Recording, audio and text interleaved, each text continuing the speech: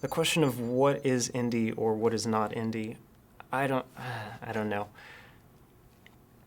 It's almost unimportant, at least personally. If a game is doing something interesting and new, then I care about it. And if it's not, then I don't care about it. But I'd say a fundamental aspect of indie games for me is diversity and a growing diversity of voices in games. It's a way to move outside myself. Indie is super complicated. It's like trying to talk about indie rock in a lot of ways because it meant one thing at one time, but it never meant the same thing to everyone. Some people define indie as, do you receive funding from a publisher? But by that definition, you could call Valve indie, and I think most people would agree that Valve isn't indie because they make $1 billion a year. And so what really feels indie? Is it really like a heartfelt, grassroots game by a couple people? Is it, creative freedom? The term indie is getting fuzzier and fuzzier. It's something that people, especially my circle of friends, who many of them are indie creators, we debate about constantly.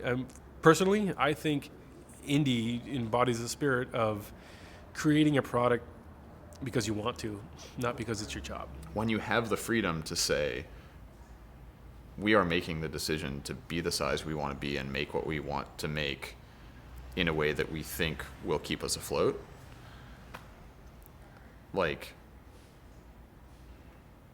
that's the most important aspect of being independent, I think. The notion of indie, some people are saying it's overused at this point. And I can see that. At this point, there's such a plethora of indie work out there that indie doesn't even pop through anymore, right? It's like saying alternative. When alternative is the mainstream, then what's left, right?